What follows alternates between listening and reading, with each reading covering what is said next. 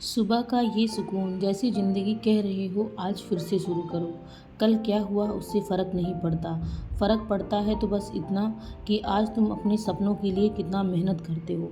इसलिए अपने आप को डिमोटिवेट नहीं करना है और हर दिन एक नई शुरुआत का सोच करके आगे बढ़ना है। मैं मानती हूँ कि मोटिवेशन हमेशा नहीं मिलती है। अब मोटिवेशन आपको हमेशा ढूँढने से, इधर-उधर भटकने से नहीं मिलती। मोटिवेशन आपके अंदर खुद से होनी चाहिए और हमेशा आपको ये सोचना चाहिए कि अपने पेरेंट्स को देखकर, अपने आस-पड़ोस के लोगों को देखकर आप खुद मोटिवेट हो कि हमें भी कुछ करना है और हमें भी कुछ न कुछ अच्छा अचीव करना है। लेकिन सबसे इम्पोर्टेंट क्या है कि डिसिप्लिन। आपको अपने अंदर कंटिन्यूटी हमेशा बनाए रखनी होगी। कोई भी चीज़ हो लगातार, कहते हैं ना कि लगातार कोई चीज़ बार-बार अगर की जाती है तो एक बार आपके दिमाग में पूरी तरीके से सेट हो जाती है और आपके रूटीन में वो ढल जाती है। इसलिए आपको बिना गैप किए डेली का डेली अपना टारगेट बनाकर एक डिसिप्लिन के साथ अपनी पढ़ाई को करना है, अच्छे से लगातार लग करके। क्योंकि बस एक गोल, एक पेज, एक एफर्ट कहा जाता है। बहुत अच्छी लाइन है कि एक गोल, एक पेज, एक एफर्ट। आपको डेली अपना टू डू लिस्ट बनानी है एक पेज की। आपको अपना गोल लिखना है कि मुझे क्या करना है और उसी इतनी हाई एनर्जी एफर्ट के साथ उस अपने गोल को अचीव करने के लिए जुट जाना है। वही आपका मोटिवेशन होगा, वही आपका सच में पढ़ाई के लिए एक समझ लीजिए एक टाइप की एनर्जी मिलेगी आपको कि आप पढ़ने के लिए बैठ जाएंगे। क्योंकि जब आप कोई चीज़ें लिखते हैं ना तो आपके दिमाग में वो चीज़ें सेट हो जाती हैं और लंबे समय तक वो छपी रहती हैं कि क्या चीज़ें कैसे करनी है। तो मेरा आज का डे सिंपल था। मैंने हिंदी में अपना सिलेबस, टू डू लिस्ट अपनी बना ली थी सिलेबस के अकॉर्डिंग। तो आज मैंने हिंदी में रखा है क्रिया पढ़ने के लिए और साथ में मैंने रखे हैं शुद्ध शब्द। शुद्ध शब्द में क्या होता है, कौन से शब्द शुद्ध हैं, शुद्ध तरीके से लिखे हुए हैं, कौन सा नहीं लिखे हुए हैं। इसको करने का सबसे बेस्ट मेथड है, मैं यही करती हूँ कि अपनी कॉपी में उधर शब्द देखा, गलत है सही है क्या मतलब, वो देखा बस तुरंत उसका सही शब्द लिख लिया। देखा सही शब्द, आज मैंने टोटल 45 सही शब्द लिखे हैं जिसमें मेरे कुछ गलत हुए कुछ सही हैं। मैं ऐसे डेली अगर लिखती रहूँगी तो एक दिन मेरा कंप्लीट हो जाएगा। देखिए मैंने अपना सिलेबस आपको दिखा दिया है।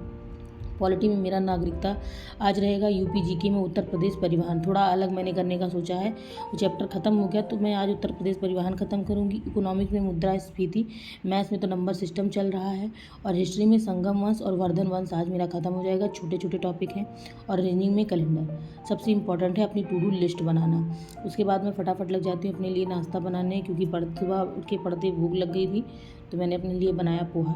और आप लोग को भी अपने आप को हेल्दी रख करके एक हेल्दी डाइट के साथ अपनी पढ़ाई करनी है, क्योंकि आपको पढ़ाई के लिए आपकी फिजिकल और मेंटल हेल्थ का अच्छा होना बहुत इंपॉर्टेंट है। इसलिए आप जो भी खाएं वो हेल्दी ही रहे, कोशिश यही करिएगा। फिर उसके बाद मैं अपना लग जाती हूँ अपना एक एक वैसे जैसे मैंने टू डू लिस्ट बनाई है उसके अकॉर्डिंग अपना एक एक चीज़ें कवर करने में। हिस्ट्री में मैंने लगभग आधे घंटे 45 मिनट के अंदर मैंने अपने नोट्स बनाने के साथ साथ अपनी हिस्ट्री ख़त्म कर ली थी। फिर हिस्ट्री ख़त्म करने के बाद मैं अपना मैथ का टारगेट कंप्लीट करती हूँ, क्योंकि मैथ का टारगेट सबसे ज़्यादा टाइम मैथ में लगता है। 3 से 4 घंटे मैथ में लग जाते हैं 2 लेक्चर कंप्लीट करने में। क्योंकि क्या होता है कि मैथ में आपने लेक्चर देखा, सर ने जो क्वेश्चन दिया स्टॉप करके आपने सॉल्व किया, फिर स्टॉप करके आपने सॉल्व किया। ऐसे लिखना तो लाइन से होता नहीं, तो उसमें डबल टाइम लग जाता है। जो लेक्चर सर का 1 घंटे में ख़त्म होता है हमारा 2 घंटे लग जाता है। तो आपको भी यही करना है, ये नहीं कि अपना सर ने जैसे बताया आपने कॉपी पेस्ट कर लिया। आपको खुद से भी सॉल्व करने की प्रैक्टिस करनी चाहिए, क्योंकि अगर आपको अपनी मैथ में इम्प्रूवमेंट चाहिए तो ये स्ट्रेटजी आपको फॉलो करनी ही पड़ेगी, नहीं तो नहीं हो पाता है चीज़ें अगर आप देख देख के कॉपी कर रहे हैं। तो मैंने भी एक बार स्टार्टिंग में जब मैंने मैथ की शुरुआत की थी तो मैं भी यही करती थी कि नोट्स बन जाए। फिर बाद में ये पता चला कि नोट्स का तो कोई मतलब ही नहीं निकला जब तक मेरा कॉन्सेप्ट क्लियर नहीं है, सारी चीज़ें क्लियर नहीं है। इसलिए आपको भी अपना टारगेट, अपना सब कुछ प्रॉपर तरीके से एडजस्ट करके सेट करके तभी करना है चीज़ों को। और इसके बाद कुछ लोग हैं कमेंट कर रहे थे कि इम्पॉर्टेंट क्वेश्चन बता दीजिए। इम्पॉर्टेंट क्वेश्चन का क्या होता है कि देखिए हमें, आपको, सबको, किसी को पता नहीं है कि इस बार पेपर में क्या आ जाएगा। किसी को भी कुछ पता होता नहीं है कि क्या पेपर का क्या लेवल होगा, क्या कैसे पेपर आ जाएगा, क्योंकि 2021 के बाद अब पेपर होने वाला है। तो इतना चीज़ें बदल चुकी हैं तो जाहिर सी बात है पेपर का पैटर्न भी बदल जाएगा।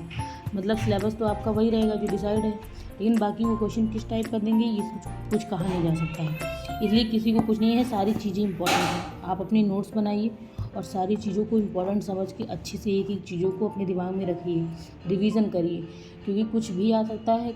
कुछ भी कहीं से भी पूछा जा सकता है, कुछ नहीं कहा जा सकता।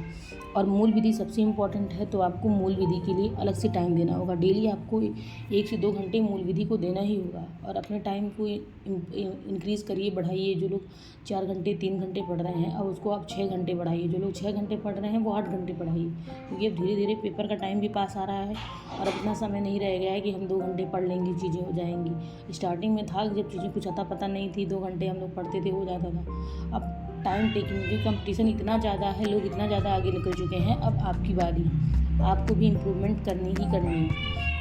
तो अगर आपको वीडियो पसंद आती है तो लाइक शेयर सब्सक्राइब जरूर करें। मिलते हैं नेक्स्ट वीडियो में नई स्ट्रेटजी के साथ, नए मोटिवेशन के साथ। अपने आप को स्वस्थ रखिए और अच्छे से मन लगाकर अपने टारगेट को कंप्लीट करिए। मिलते हैं नेक्स्ट वीडियो में। Till then bye bye, take care, ध्यान रखिएगा अपना। राधे राधे आप सभी को।